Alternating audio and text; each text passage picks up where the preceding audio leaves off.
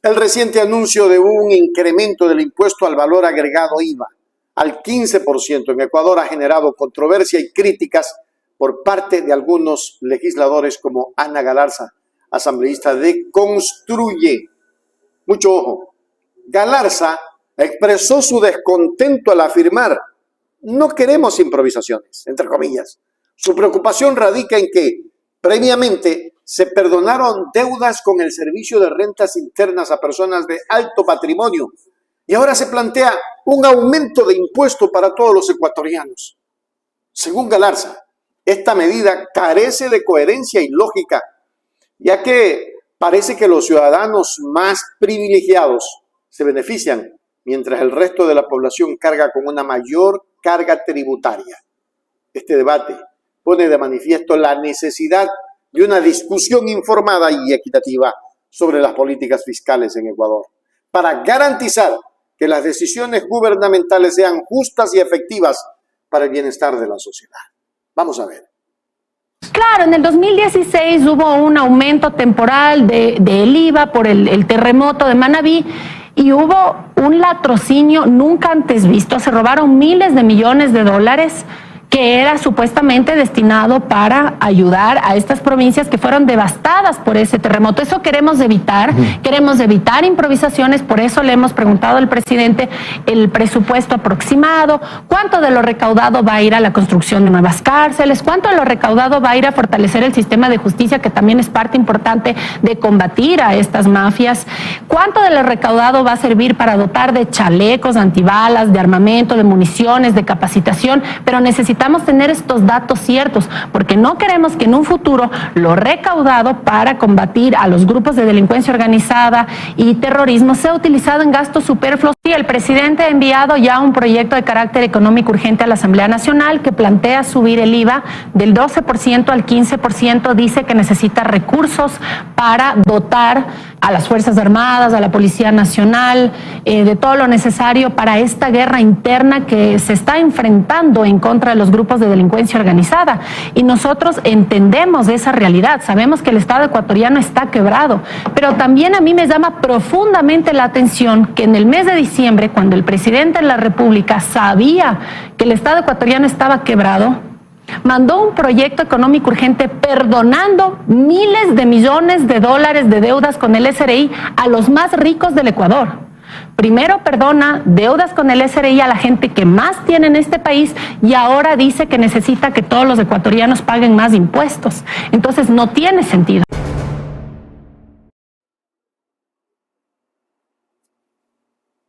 En resumen, el aumento del IVA al 15% en Ecuador es un tema de gran relevancia que afecta directamente a la economía y el bolsillo de los ciudadanos. Las críticas de Ana Galarza resaltan la importancia de una planificación fiscal coherente y transparente, así como la necesidad de garantizar que las políticas económicas sean equitativas y beneficien a toda la sociedad, en lugar de imponer una carga adicional a quienes tienen menos recursos. Este debate continuará siendo clave en el panorama político ecuatoriano y será interesante ver cómo se desarrolla y si se producen cambios en las decisiones gubernamentales. Una situación que ya mantiene en vilo a todo el Ecuador, una decisión que ya nos tiene preocupado a todos, del 12 al 15, y a las grandes empresas les bajan del 12 al 5, y a los más pobres como a nosotros, del 12 al 15. ¿Qué pasa en el país? Y acá la prueba. Ahí sí me dio pena, y me alegra que las asambleístas de la Revolución Ciudadana no lo hayan hecho, que no les hayan dado paso. Pero el resto, sin duda, tienen rabo de paja. Porque aquí no se explica otra cosa. Primero es el pueblo, después el pueblo y finalmente el pueblo ecuatoriano. Ya basta.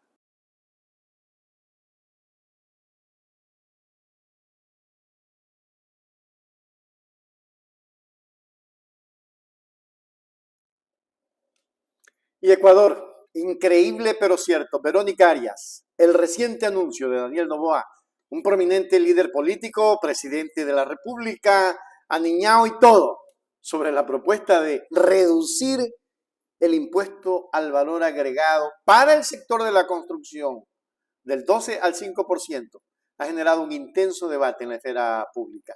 Esta propuesta, que favorecería significativamente a las empresas constructoras, muchas de las cuales tienen vínculos familiares con Noboa, contrasta con su simultánea iniciativa de incrementar el IVA para el resto de la población, del 12 al 15%. Esta dicotomía en las políticas fiscales ha suscitado críticas por parte de diversos sectores de la sociedad, quienes acusan a Noboa de manejar intereses personales por encima del bienestar general. La aceptación de esta propuesta por parte del Consejo de Administración Legislativa CAL ha añadido más leña al fuego, cuestionando la imparcialidad y los criterios de decisión de este organismo. Vamos a ver a Verónica Arias en ese pronunciamiento que hace increíble. Veamos. El presidente Noboa no desaprovechó la oportunidad para proponer el incremento del IVA del 12 al 15%, para, según su criterio, financiar la crisis de seguridad, aunque antes afirmaba que nunca subiría los impuestos. Pero yo no puedo tampoco ahogar a la ciudadanía en este momento con impuestos, porque la gente también quiere que la plata le alcance y quiere trabajar y quiere salir adelante.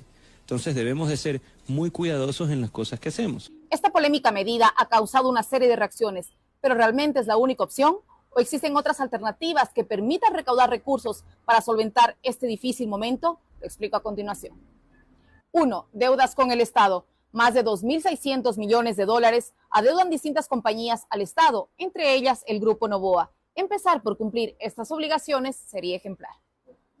2. Aportes de la banca. 10 bancos privados del Ecuador concentraron en 2023 el 98% de las utilidades, con un crecimiento anual del 10%. Es ilógico que el gobierno no haya pensado en una contribución especial del sistema bancario. 3. Impuesto a la salida de divisas.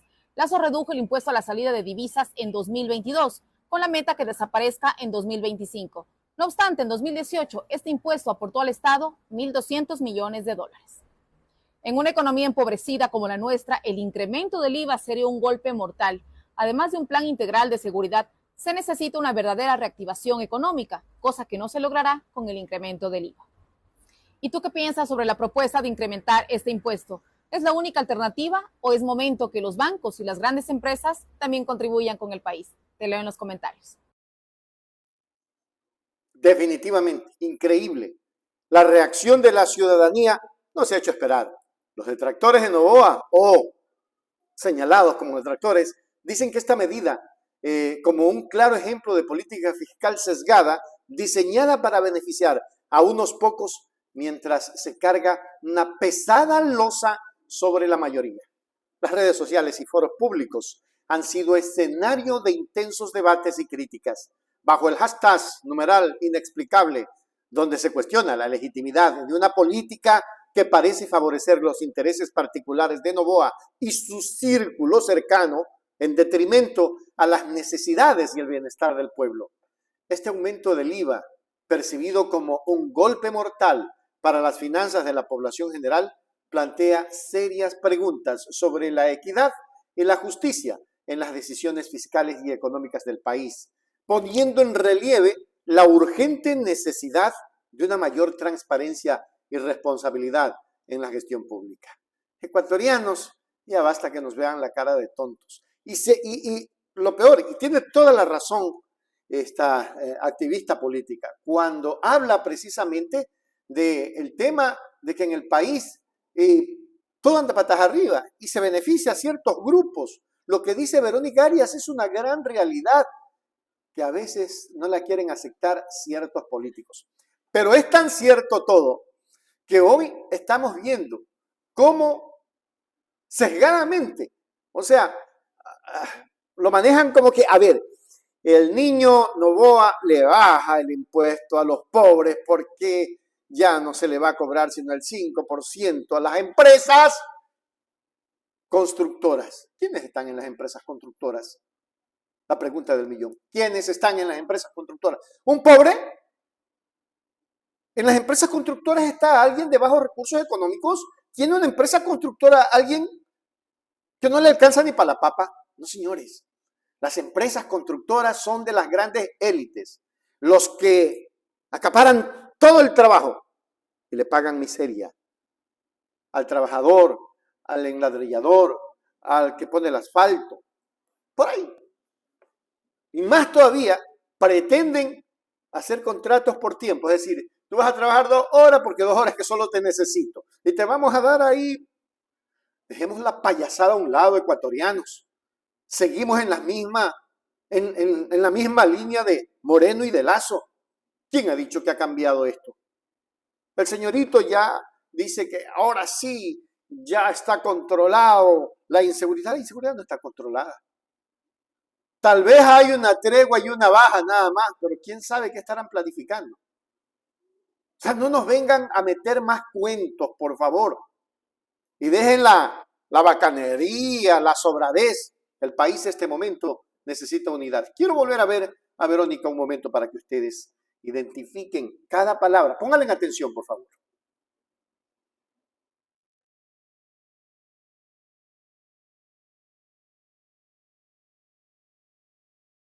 El presidente Noboa no desaprovechó la oportunidad para proponer el incremento del IVA del 12 al 15%, para, según su criterio, financiar la crisis de seguridad, aunque antes afirmaba que nunca subiría los impuestos.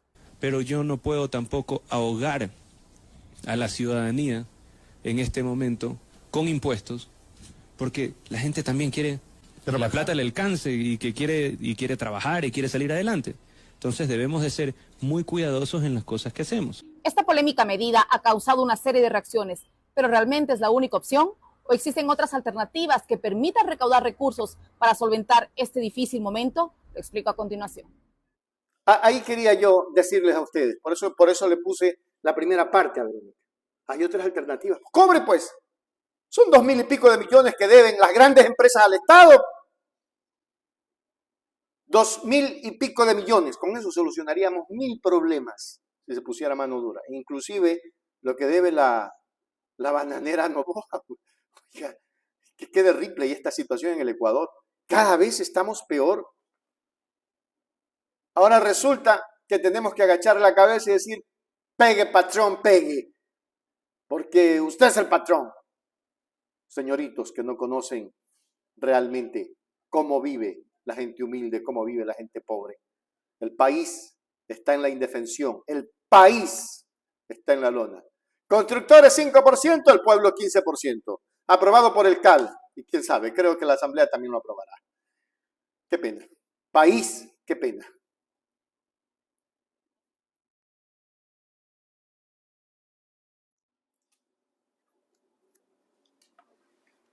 Y es que en noticias el discurso de Rafael Correa ha generado una amplia gama de opiniones y análisis.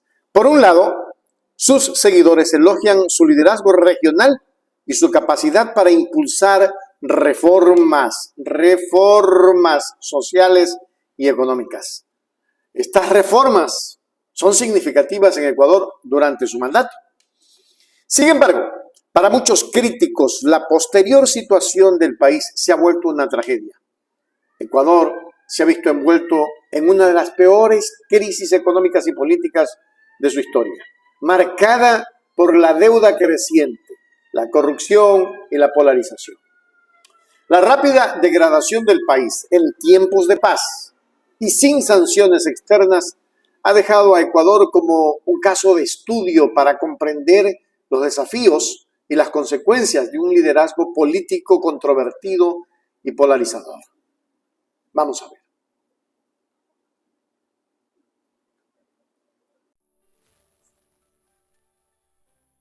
El problema fundamental es político. ¿Quién manda en una sociedad? ¿Las élites o las grandes mayorías? ¿El capital o los seres humanos? ¿El mercado o la sociedad? Solo en Latinoamérica se calcula que 32 millones de personas podrían salir de la pobreza si los recursos escondidos en paraísos fiscales pagaran el impuesto a la renta que les corresponde. En estas jurisdicciones, todo es oscuro. Datos, transacciones, nombres de los verdaderos dueños de las cuentas. Esto sin contar con el lavado de activos, el narcolavado y otras formas de corrupción. Necesitamos una acción global para acabar con esta forma de capitalismo salvaje. Me refiero a los paraísos fiscales, la expresión extrema del capitalismo sin rostro, sin responsabilidad, sin transparencia, sin patria. Los paraísos fiscales son uno de los peores enemigos de nuestros estados. Nadie acude a ellos para transparentar cuentas. Lo hacen para evadir impuestos u ocultar el origen de riquezas ilícitas. Aunque la evasión y la elusión afectan a todos los países, los más perjudicados son las naciones pobres y las economías en desarrollo como las nuestras. El mundo necesita más paraísos del conocimiento y menos paraísos fiscales. Probablemente mucho de lo que he mencionado aquí se pueda considerar una utopía. Pero como decía Eduardo Galeano, la utopía es como el horizonte. Marchamos 2 pasos y se aleja 2 más. Marchamos 10 y se aleja 10 más. Entonces, ¿para qué sirve la utopía? Pues sirve precisamente para eso, para caminar.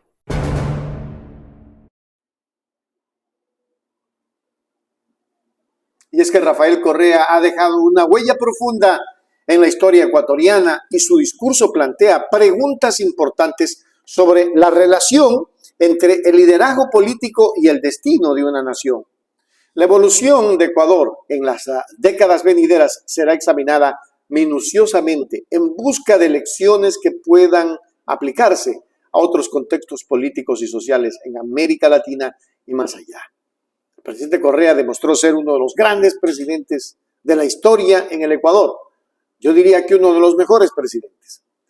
Lamentablemente, la derecha y la prensa se encargó de desfigurar un poco la imagen de un hombre que trabajó por el país conjuntamente con Jorge Glass. El destino del Ecuador es incierto en estos momentos porque la derecha es recalcitrante y no podremos tener esa calidad de vida que llevábamos cuando dirigía la nación el presidente Correa. Qué lástima por el país.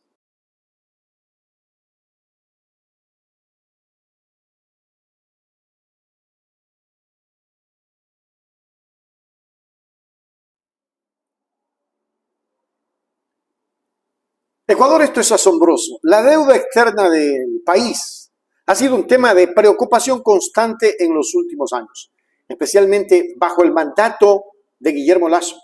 Según las cifras del Banco Central y analistas, la deuda ha alcanzado la asombrosa cifra de 81.000 millones de dólares, lo que representa un preocupante crecimiento, sin un aumento equivalente en la inversión pública.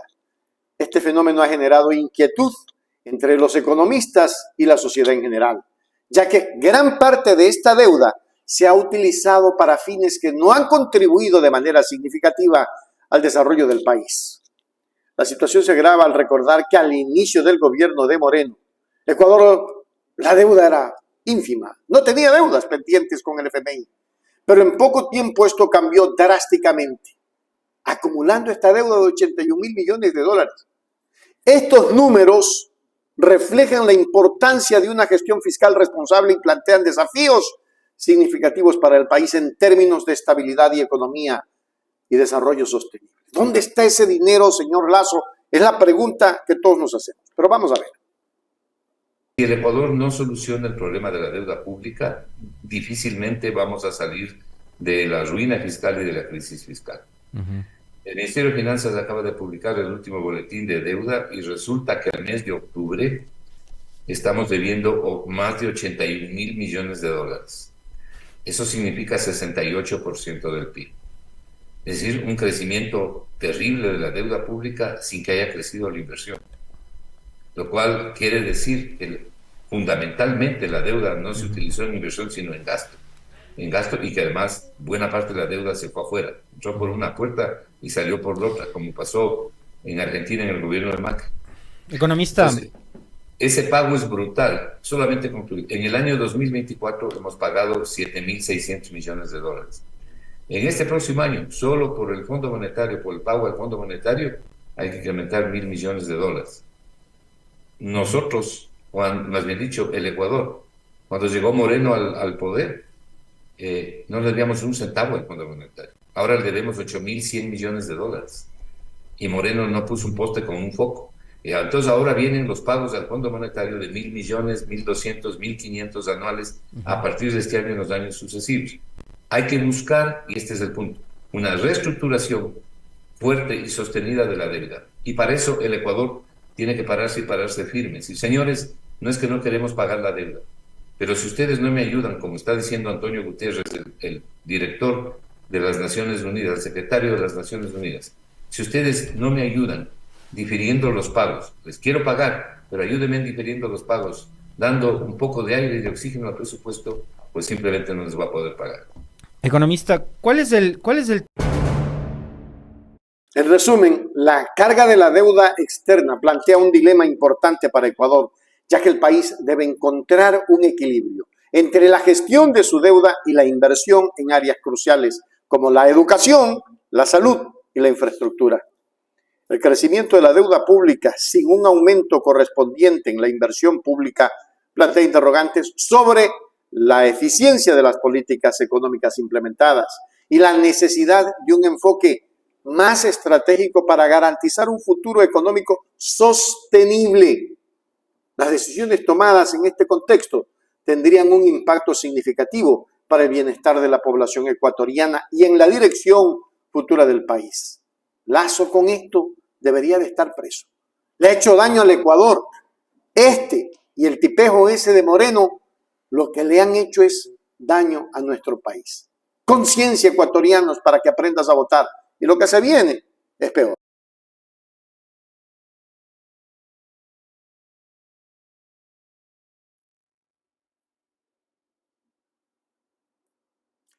Ecuador querido, de ser verdad, Moreno y Lazo deben responder, dijo el presidente Correa, en un reciente mensaje divulgado a través de su cuenta X. El expresidente Rafael Correa ha desafiado abiertamente a sus sucesores, Lenín Moreno y Guillermo Lazo, a responder a una serie de preguntas críticas sobre el manejo de la seguridad y el crimen organizado en el país. Correa, cuyo comentario surge en respuesta al informe emitido por el actual gobierno de Daniel Noboa, señala con incredulidad cómo, sin modificar, entre comillas, las leyes de Correa, la actual administración ha logrado avances significativos en el control del crimen organizado en tan solo una semana. Este cuestionamiento pone en el foco la eficiencia y la efectividad de las políticas de seguridad implementadas por las administraciones anteriores, sugiriendo que tanto la policía como las Fuerzas Armadas están ahora demostrando una capacidad y una eficacia que antes parecían ausentes. Correa, mediante su interrogante, implica una posible negligencia o incapacidad en la gestión de sus sucesores, planteando serias dudas sobre su liderazgo y estrategias en la lucha contra el crimen organizado. Esto, ecuatorianos, esto es terrible. Y vamos a ver, para que la gente entienda, que esto no es cuento. Es que realmente lo que pasó, esto no tiene nombre, Ecuador. Oiga, Moreno y Lazo, en serio, deberían de estar presos. Y les voy a poner aquí, para que ustedes miren, ojalá podamos compartir la pantalla, para que ustedes miren, y les voy a dar lectura, los casos, el informe de los casos, ¿no? Que es importante, claro que es importante, ecuatorianos, mirar indudablemente todo esto. Vamos a ver si es que logramos colocar el informe. Vamos a ver, Moreno y Lazo 2. Aquí lo tenemos, ¿no? Lo tenemos y lo vamos a ver a un ladito, solo para que ustedes miren esto es terrible, Ecuador. Esto es lo más terrible que yo he podido ver. En todos estos tiempos nunca habíamos visto tanta desgracia en el país. Y vamos a ir para mirar.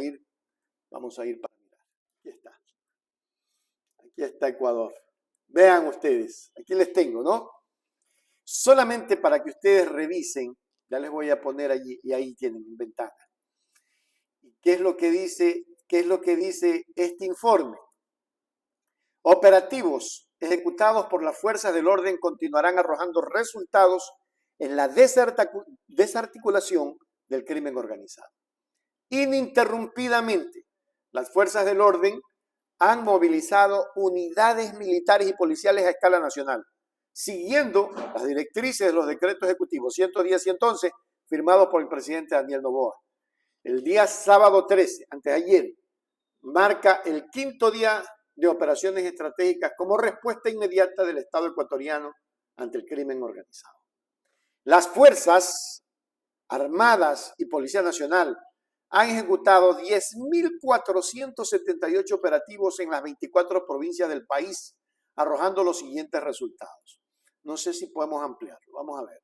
Ojalá que podamos ampliarlo para que ustedes vayan viendo. Es importante lo que vamos a ver. A ver. Ahí tienen. Tienen más ampliado, ¿no? Dice, 1.105 personas detenidas. De esta cifra, 125 por terrorismo. 28 grupos terroristas desarticulados. 5 terroristas abatidos. 27 personas privadas de la libertad recapturadas. 8 policías liberados. 2 policías fallecidos en el cumplimiento de su deber. 413 armas de fuego incautadas.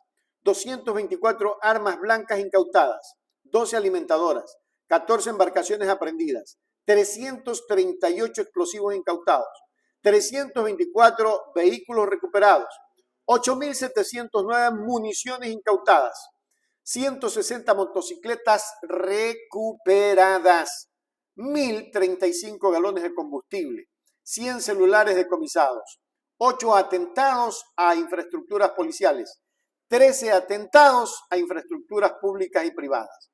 Y dice más abajo, en otro frente, el Servicio Nacional de Atención Integral a Personas Adultas Privadas de Libertad y Adolescentes Infractores, SNAI, reportó la liberación de 25 agentes penitenciarios y 17 funcionarios administrativos que se encontraban previamente retenidos por personas privadas de la libertad en diversas cárceles del país. La Secretaría de la Comunicación de la Presidencia de la República es la que nos da a conocer. Entonces, me pregunto, y vuelvo a preguntarle a ustedes ecuatorianos, y les sigo preguntando, lo que decía Rafael Correa, sí, ¿cuánta gente ha sufrido por culpa de las políticas de Moreno y de Lasso, que no tomaron las decisiones ecuatorianos para solucionar estos problemas? Y es verdad, Moreno y Lasso deben de responder, y deben de responder con urgencia. Correa, conocido por su estilo directo y confrontativo, también pone en tela de juicio el papel de la prensa en este asunto. Se pregunta si los medios de comunicación indagarán sobre estas diferencias marcadas en el desempeño de las fuerzas de seguridad entre su administración y las de Moreno y Lasso. Su comentario, cargado de ironía y crítica, resalta con el hashtag "los corruptos siempre fueron ellos". Una clara insinuación hacia la presunta corrupción de sus sucesores. Estas declaraciones, en un contexto de tensión política y social, no solo cuestionan la eficacia de las políticas de seguridad anteriores, sino que también desafían a los medios a profundizar en la investigación y el análisis de la gestión gubernamental. Este llamado a la reflexión y a la responsabilidad mediática podría quitar aún más el panorama político, incitando a debates y análisis sobre la transparencia, eficacia y ética en la administración de justicia y la seguridad del país. Aquí se las dejo para que ustedes la comenten y para que se suscriban a nuestro nuevo canal. Aquí lo tengo, Hechos Ecuador TV. Y ahí no se olviden de darle un like. Repito, Hechos Ecuador TV. Y no te olvides de darle like. Hechos Ecuador TV. Y suscribirte. Suscríbete, que es importante tu suscripción, ¿no? Si tú te suscribes, obviamente, vas a ayudarnos a seguir en esta línea de hacer comunicación ética, sin tener que responderle, pues, y sin tener que pautar con los mismos de siempre, para que después, oiga, que te estoy dando propaganda, ¡shuac! Con el paladrapo aquí, cállate, Richard, y cállate, colaborador, no digas nada, por favor, shh, no me digas nada y márchate. El tonto aquí he sido yo. Simple, ¿no? Entonces, dejemos que sea Facebook, YouTube los que nos auspicien, nos financien con publicidad, pero para eso suscríbete, dale like y comparte lo que más puedas las noticias que hacemos. A parar el tema, ecuatorianos. Me gustó esa posición de este joven, ya no tan joven, ¿no? De Rafael Correa, y la posición de Noboa, que la ha tomado con fuerza, un poquito como que muy sobrado, pero es importante lo que está haciendo.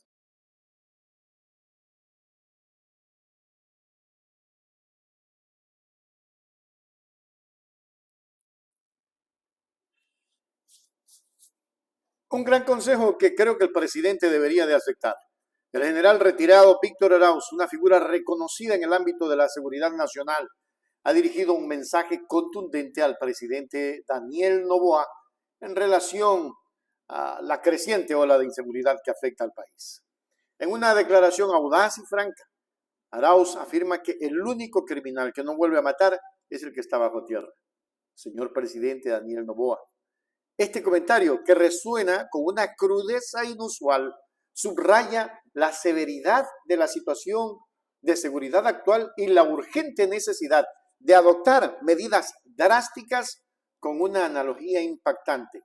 Arauz compara la lucha contra el crimen con el tratamiento de un cáncer, argumentando que no se puede tratar una enfermedad tan grave con soluciones tan leves como una aspirina. Increíble lo que dice. Increíble lo que dice. Esta declaración sin duda busca instar al presidente Noboa a considerar respuestas más enérgicas y decisivas frente a la criminalidad que azota el país. Pero vamos a ver lo que dijo el general retirado Víctor Arauz. Señor presidente Daniel Noboa, soy el general Víctor Arauz. Mi solidaridad con usted, con Policía Nacional, con Fuerzas Armadas, pero sobre todo con nuestro país por los difíciles momentos que está atravesando. Señor presidente, aproveche que en este momento la Asamblea Nacional le está ofreciendo a usted todo el respaldo en la lucha en contra del crimen organizado y pídales que inmediatamente deroguen la ley del uso progresivo de la fuerza y le garantizo que esa será la mejor herramienta que usted le pueda dar a la fuerza pública y el mejor regalo que le pueda ofrecer al Ecuador.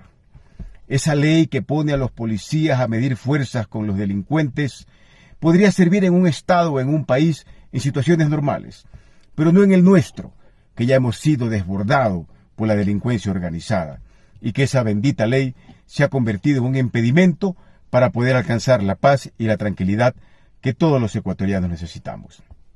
Mediante decreto 111, usted ha ordenado a Fuerzas Armadas, igual que en su momento lo ordenó el señor Lasso en mayo del 2023, realizar operaciones militares para neutralizar a grupos delictivos, amparados en el derecho internacional y además respetando los derechos humanos.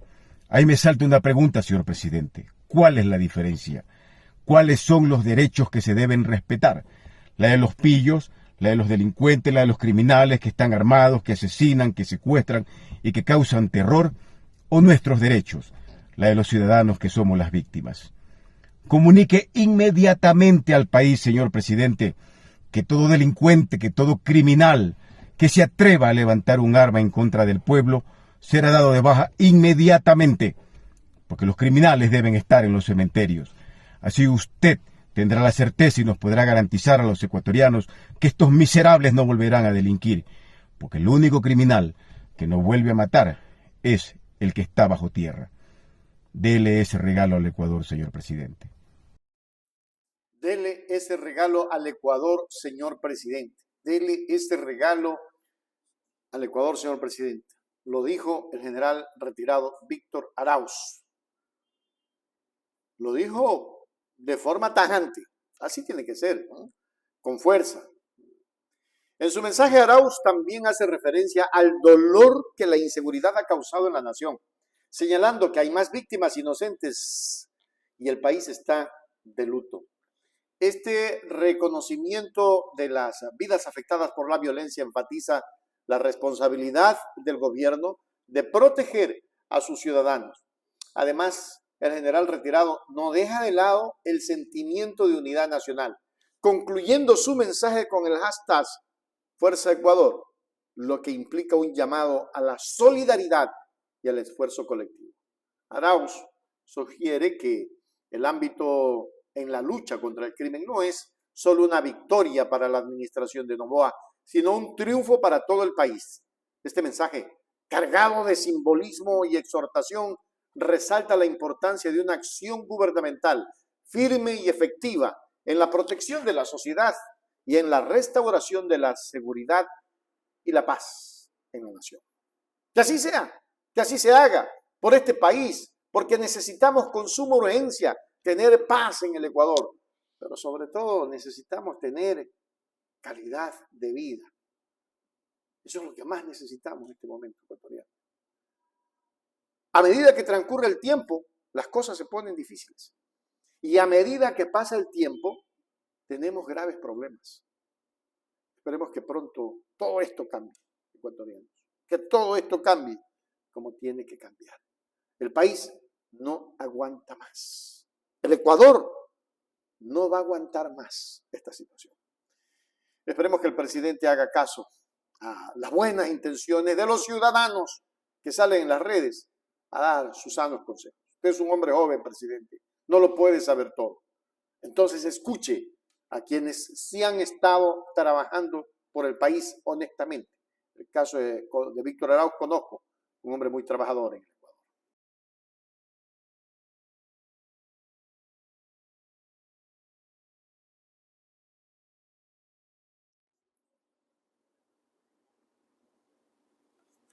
Y el ministro de Finanzas, Juan Carlos Vega, ha defendido de manera contundente el aumento del impuesto al valor agregado IVA como parte de un proyecto económico urgente.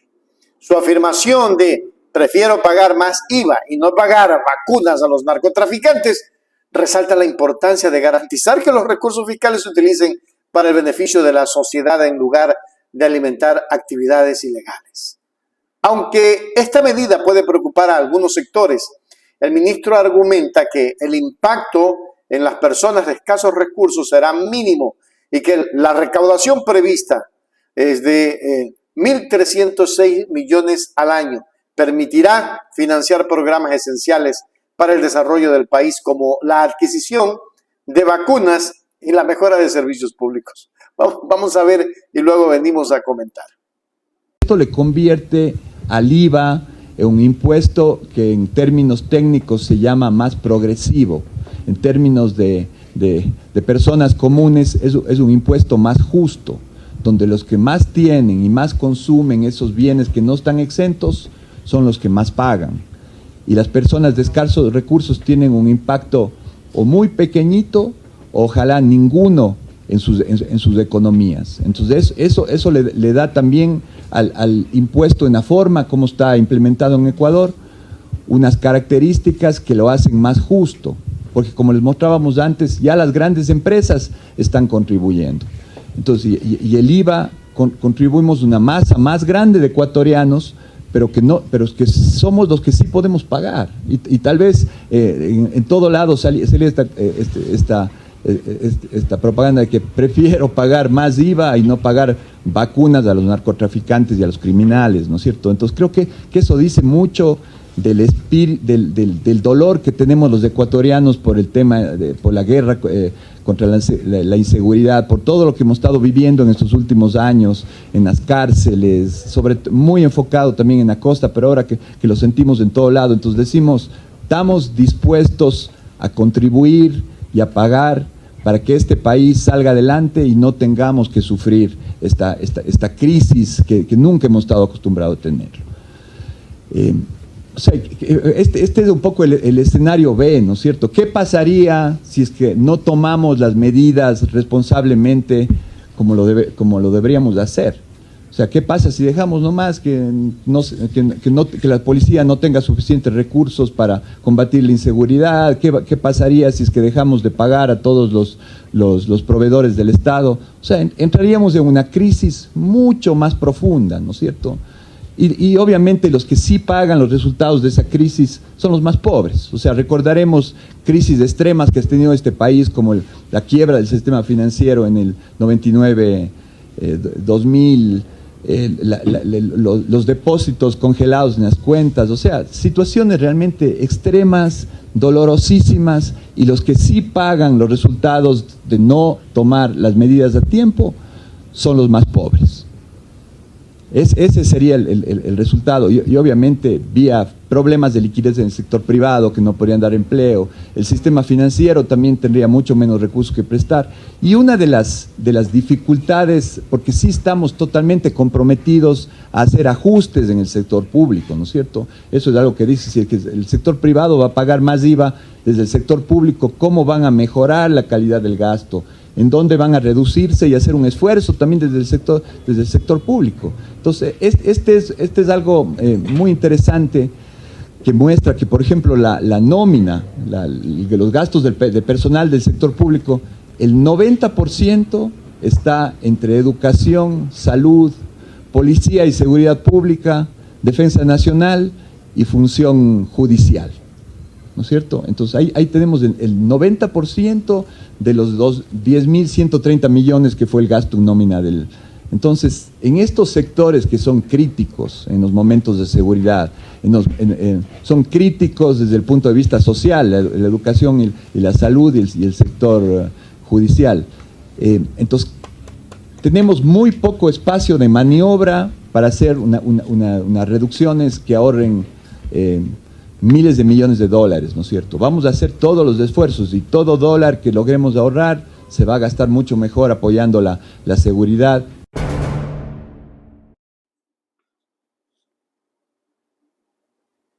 Oiga, ministro, pues, ¿y por qué no, en vez de subir el IVA, no cobran la cantidad de dinero que le deben al Estado los evasores de impuestos? Tráiganlo al Lazo de la Lengua acá. Tráiganlo a Moreno, traigan a toda esa gente que se llevó la plata.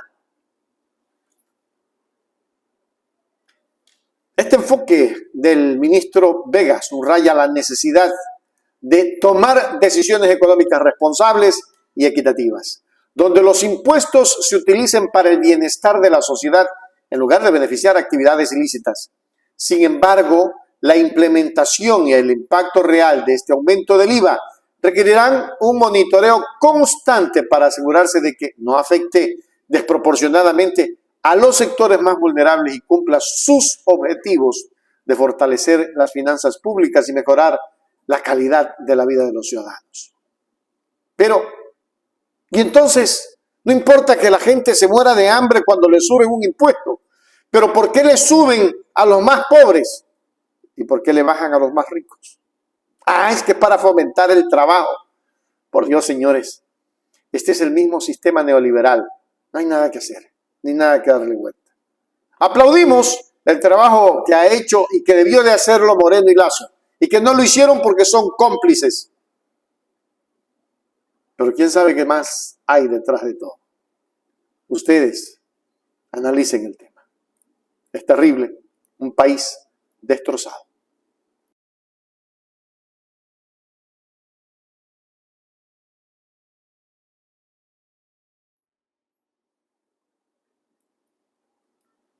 La asambleísta y destacada activista política Paola Cabezas ha reafirmado su compromiso incansable con la lucha contra la delincuencia en el país, al exigir al gobierno una estrategia que combine mano dura con una atención integral a las provincias marginadas y empobrecidas como Esmeraldas. Con esta declaración, Cabezas subraya la importancia de abordar las raíces socioeconómicas de la criminalidad y no limitarse únicamente a medidas punitivas.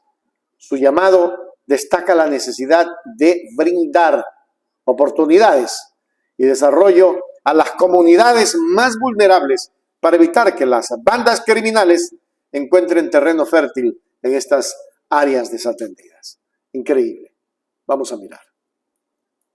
Fui gobernadora de mi provincia 3 años y con mucho orgullo puedo decir que fueron los años en donde menores índices de muerte violentas obtuvimos. Tenemos en la provincia cerca del 5,2% de muertes violentas a nivel del país. Fuimos una provincia reconocida por nuestro trabajo en seguridad. Entonces, no tengo que defender delincuentes porque creo que mi vida permanentemente ha estado ligada a las acciones positivas.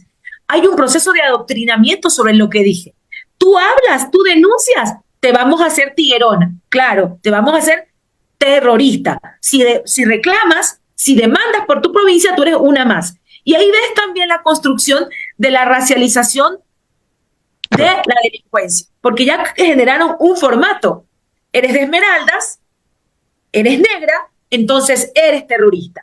A estas alturas de mi vida, de mi camino en la política, de mi camino en la militancia por los derechos del pueblo negro, en el camino por los derechos de las mujeres, a mí no me adoctrinan. Hoy pueden estar intentando posicionar en las redes sociales un imaginario equivocado sobre mi vida. Yo soy una comunicadora, periodista con una larga trayectoria. He llegado a la política y sí, soy incómoda y seguramente voy a seguir siendo incómoda, porque la gente que no me conoce seguramente creerá que estoy en mi familia, hay gente vinculada a bandas organizadas. No, somos una familia afrodescendiente, una familia decente, soy hija de una maestra, soy la primera generación que en mi casa pudo obtener un título. En mi familia todos somos profesionales con el trabajo de una madre soltera y no me van a adoctrinar. Y mi demanda a Israel ese día dentro de la asamblea no era defender delincuentes, es que el Estado haga su trabajo para arrancharle al futuro de este país a las bandas. No van a cambiar mi percepción de las cosas y vamos a seguir demandando del gobierno que tenga mano dura contra los delincuentes, pero que tenga una mano protectora contra los que necesitan en este momento la atención social por parte del gobierno.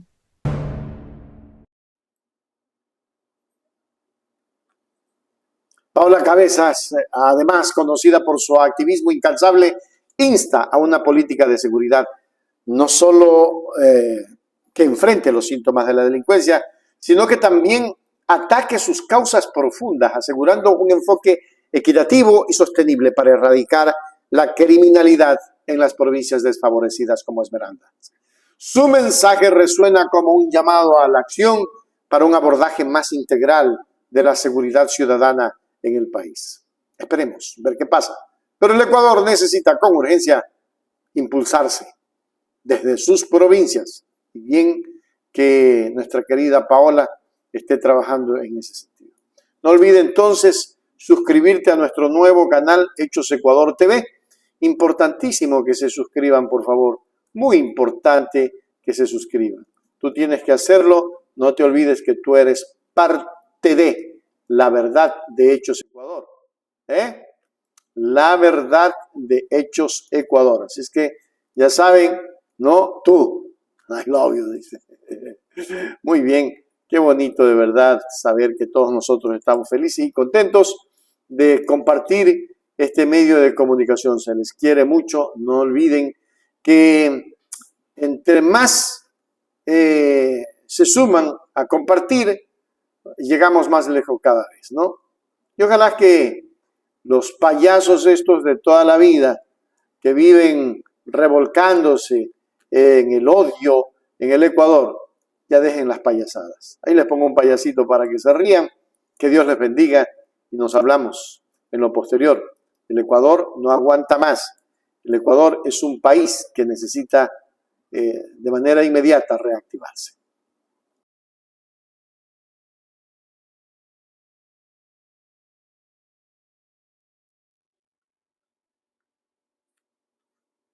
Con esperanzas, con desesperanzas, con todo. La legisladora Viviana Veloz, en su más reciente rendición de cuentas, destacó una serie de iniciativas y acciones que están llevando a cabo en respuesta a los desafíos actuales que enfrenta su comunidad.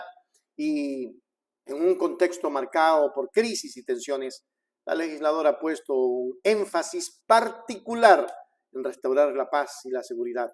Aspectos fundamentales para el bienestar de la población. Veloz subrayó la importancia de trabajar en conjunto con diferentes sectores de la sociedad para abordar de manera efectiva los problemas de inseguridad y violencia. Sus estrategias incluyen no solo medidas punitivas, sino también programas de prevención y educación, buscando atacar las raíces del problema y promover un ambiente más seguro y tranquilo para todos. Esta visión integral demuestra su compromiso con una política que va más allá del enfoque tradicional, buscando soluciones sostenibles y a largo plazo. Es que Viviana Veloz, siempre hemos dicho, ha sido una mujer que trabaja muchísimo por el país, trabaja sobre todo por los más necesitados. Así es que vamos a ver a Viviana Veloz, asambleísta y primera vicepresidenta de la Asamblea Nacional, ¿no? Importante también que podamos mirar no solamente el tema de su propuesta y de su rendición de cuentas, sino lo que va más allá de aquello, que es que este país tenga, por lo menos en la actualidad, calidad y calidez de vida. Hola, ven y acompáñame a conocer mi resumen semanal de actividades. 1. Juntos combatiremos al crimen organizado. Todas las bancadas de la Asamblea Nacional brindamos nuestro apoyo a las acciones emprendidas por parte del Gobierno Nacional para combatir a las mafias y pensar en el dolor de nuestra gente. No permitiremos que unos pocos pongan de rodillas al país. 2. Combatiremos a las mafias con el endurecimiento de las penas desde la Comisión de Justicia. Las vacunas, los secuestros, los asesinatos y el abigeato serán sancionados con todo el peso de la ley. Nos comprometemos en marzo para la aprobación de estas 41 reformas al Código Orgánico Integral Penal desde la Asamblea Nacional y como bloque de la Revolución Ciudadana. No permitiremos que nuestros agricultores, comerciantes, trabajadores de Santo Domingo y de todo el Ecuador sigan viviendo con miedo. Basta de impunidad. 3. Presentamos una propuesta para ahorrarle tiempo y dinero al país. En este momento de crisis no se puede malgastar 60 millones de dólares en una consulta popular que se puede resolver desde la Asamblea Nacional. Es por ello que presentamos como bloque de la Revolución Ciudadana un proyecto de ley encaminado a resolver las preguntas de esta consulta. Si el presidente de la República acoge este proyecto de ley presentado por la Revolución Ciudadana, podría utilizar estos 60 millones de dólares en fortalecer y equipar a la Policía Nacional, reforzar el aparato de inteligencia y utilizar también en otras acciones urgentes que necesitan las y los ecuatorianos. 4. Aprobamos la ley energética para beneficio de todos los ciudadanos. A través de esta ley se protegerán nuestros proyectos eléctricos para que siempre estén en manos de la gente y no se privaticen. Además, creamos el Fondo de Eficiencia Energética para que nunca más vuelvas a sufrir los famosos apagones. 5. Continuamos con la fiscalización de la creación de la Universidad Pública para Santo Domingo de los Táchilas, para que nuestros jóvenes puedan cumplir sus sueños de educarse en nuestra provincia. Nunca los dejaré solos.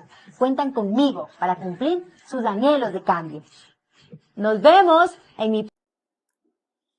Qué bueno.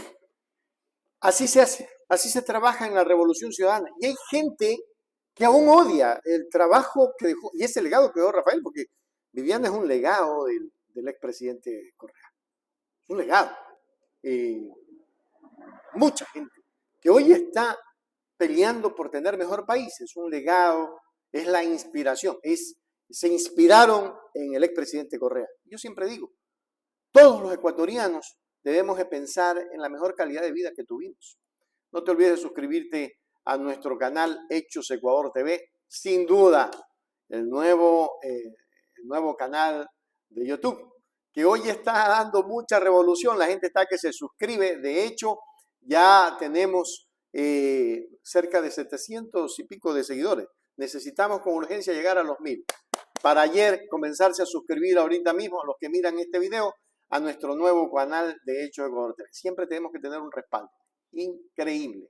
Gracias a todos por ser parte siempre de nuestro medio de comunicación. No se olviden de visitar la www.hechosecuador.com, donde encuentran la programación 24/7.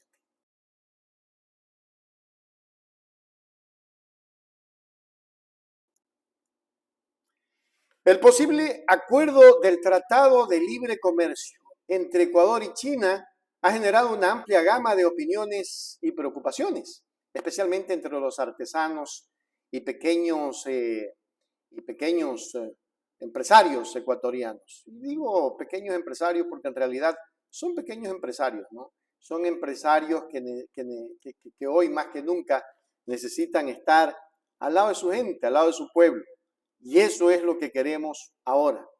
Ahí está don Giovanni Sánchez. Vamos a mirar a don Giovanni Sánchez. ¿Por qué quiero que ustedes miren a don Giovanni? Porque don Giovanni hace una narrativa de cómo les perjudica esta situación. Él es un artesano y yo sí quisiera que ustedes miren con atención lo que vamos a ver. Entre otras cosas, él es un reconocido artesano, les decía, del calzado de la región de Guayas. Don Giovanni advierte que la aprobación de este tratado podría significar un golpe devastador para los negocios locales como el suyo. Según él, el TLC con China abriría las puertas a una competencia desleal, donde los productos importados, debido a su bajo costo y producción masiva, podrían desplazar fácilmente a los artículos hechos a mano y con mayor valor agregado que ofrecen los artesanos ecuatorianos. Esta situación no solo afectaría a los negocios, sino que tendría un impacto directo en las familias que dependen de esta industria. Aquí vamos a ver a don Giovanni para luego venir a comentar. El sector del calzado genera más de 600 millones al erario nacional. De que generamos también fuentes de empleo a nivel de lo que es el país. Pero tenemos una preocupación. Desde el 2020, cuando fue la pandemia, nuestra producción nacional en el tema del sector calzado recibió un golpe por medio de la crisis económica. Ya hoy en día no producimos lo que normalmente producíamos antes de pandemia. Pero también tomamos en cuenta y nos preocupa que en la Asamblea Nacional se discute un tema de aprobar el Tratado de Libre Comercio con China. ¿Qué va a pasar con todas las plazas de empleo que generamos nosotros? Una cosa es producir a nivel nacional, dar empleo, dar su empleo, generar economía interna y generar trabajo de manera directa e indirecta. Por lo tanto, nos encontramos preocupados y esa preocupación nos lleva a pensar que de aprobarse este Tratado de Libre Comercio, el sector calzado, los artesanos del calzado, estaríamos viviendo la debacle, la crisis y, ¿por qué no?, tal vez el desaparecer por parte de... Desaparecer. Miren lo que dice Giovanni. Desaparecer. ¡Wow! Y eso pasó, pues ustedes se acuerdan de los sastres. Yo no sé quién puso eso. Pero usted encuentra pantalones a $12. Y yo me acuerdo que los sastres, un corte de pantalón vale como $20. Un corte de tela fina, ¿no? Ya vinieron esos pantalones a $12, $8, $15. Y el sastre tenía que cobrar bajito por la elaboración, porque eso es un problema, $15. La mano de obra bajita, $15 así regalado. Y el corte le costaba 15, vamos a suponerle una telita media regular, ya van 30. Competir con alguien que trae pantalones de China a $10, díganme ustedes, ¿es o no es competencia desleal? Pero eso lo quieren meter aquí en el Ecuador. Al concluir, la postura de don Giovanni Sánchez refleja un sentimiento común entre muchos pequeños y medianos empresarios en Ecuador. La posibilidad del TLC con China representa para ellos un futuro incierto, marcado por la amenaza de no poder competir en igualdad de condiciones. La preocupación no es solo por la supervivencia de sus negocios, sino también por la preservación de la cultura y las tradiciones que estos oficios llevan consigo. En este contexto, el llamado es claro: rechazar el TLC en las condiciones actuales, buscando alternativas que protejan y promuevan la industria local, asegurando así el bienestar de las familias que dependen de ellas y la conservación del patrimonio cultural ecuatoriano. Me apena mucho porque yo conozco gente, ecuatorianos, que se maneja con este tipo de recursos. Conozco gente que no tiene dinero para invertir en una fábrica inmensa que le produce 10 zapatos en un día. Conozco artesanos que el zapato lo hacen lento, lo hacen en un día, probablemente en 2. Zapatos bien hechos, cosidos. ¿Qué va a quedar y en qué va a parar todo esto? No lo sabemos, pero el país no puede seguir como está. Sí, que el tratado, toda esta situación la deja Guillermo Lasso y Lenín Moreno con el Trujillato. Despiértate, ecuatoriano. Vamos a suscribirse ahora mismo a Hechos Ecuador TV, el nuevo canal de YouTube de Hechos Ecuador. Y no te olvides también en Facebook a crecer a Hechos Ecuador Richard Macías, que también tenemos 2 cuentas en Facebook y 2 cuentas en YouTube. El objetivo es crear cuentas alternativas para que cuando nos vuelan en una, no la sientan, ¿no? Y seguimos en la otra. Así nomás de simple. Vamos a ver qué va a pasar, pero el país está vigilante de todo esto y todos estamos preocupados por lo que ocurre.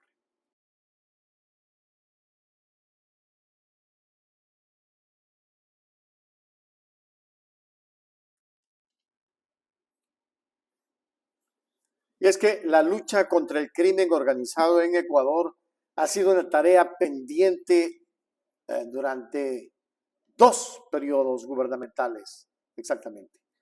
Las administraciones de Lenín Moreno y de Guillermo Lasso. El combate a estas estructuras ilícitas pareció estancarse.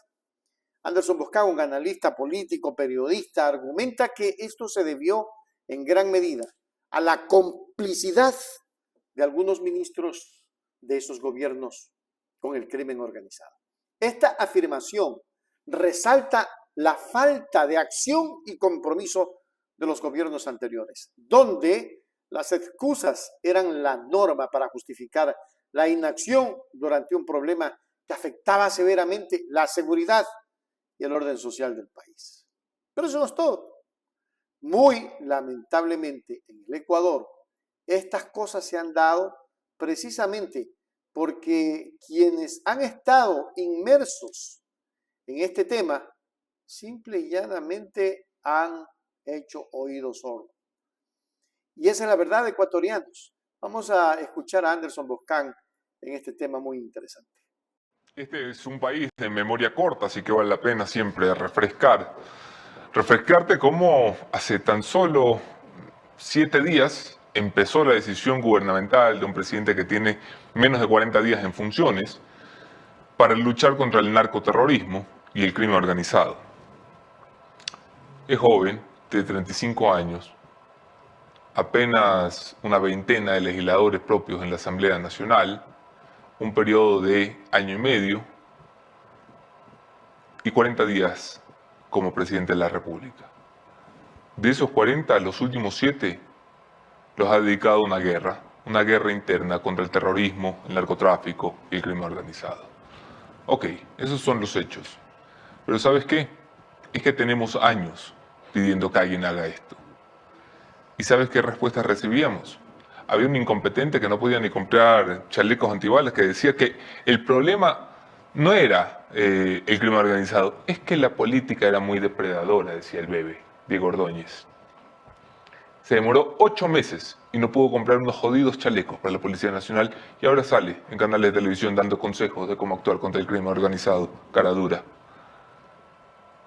Tuvimos un ministro también del gobierno de Lasso, el señor Carrillo, que había sido comandante general de la Policía Nacional, que decía: las manifestaciones de odio, venganza y crueldad expresadas en las cárceles del país no son únicamente mensajes del crimen organizado, son también evidencia de la salud mental del sistema. La policía reacciona, no tiene la competencia, decía, de readaptación social de los penados. Y por eso la policía se dedicaba a mirar y contemplar cómo nos llenaban las cárceles de fusiles y prostitutas y droga y las convertían en centrales de operación del crimen organizado. Pero aún antes, en el gobierno de Moreno, la ministra María Paula Romo decía que no era competencia del Ministerio del Interior, por lo tanto el gobierno se desentendía del manejo y el control de las cárceles. Lo dijo 2 veces, también el Ministerio del Interior se excusó de tener que controlar las cárceles en una siguiente publicación de Expreso. Así se lavaban las manos y decían: no es mi culpa y no era culpa de nadie, aunque era responsabilidad de todos. El propio presidente Lasso aseguraba que no podía pelear contra el crimen organizado y el narcotráfico porque no tenía permiso de la Corte Constitucional, porque nuestra Constitución no se lo permitía, porque nuestras leyes estaban hechas para cuidar al crimen organizado. Y decía que necesitaba un cambio constitucional para combatir al narco en el Ecuador. Y entonces presentó un proyecto de reforma constitucional, porque sin eso era imposible hacer lo que hoy hemos visto se podía hacer. ¿Sabes por qué no lo hicieron? Porque eran cómplices. Porque estaban más preocupados de dónde se lavaba la plata de los amigos que de enfrentar al verdadero enemigo, el Estado, porque estaban muy cómodos, porque tú te la jugabas cuando te subías a un autobús y porque rezabas cuando ibas en taxi y porque mandabas un mensajito que decía ya llegué a casa cuando llegabas, pero ellos tenían guardaespaldas y seguridades que tú no tienes.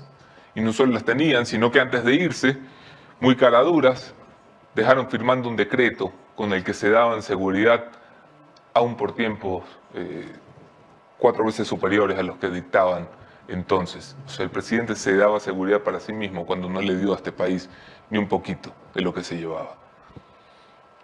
Solo quiero recordarte que siempre se pudo ser lo que estamos viendo. Las Fuerzas Armadas siempre pudieron salir a la calle. Las fuerzas de seguridad del Estado siempre pudieron abatir terroristas. El gobierno nacional siempre pudo ordenar una guerra contra los grupos terroristas y desarticular a las bandas. Las cárceles siempre se pudieron recuperar. La Policía Nacional y los militares siempre pudieron entrar armados a las cárceles. A alguien no le dio la jodida gana de hacerlo.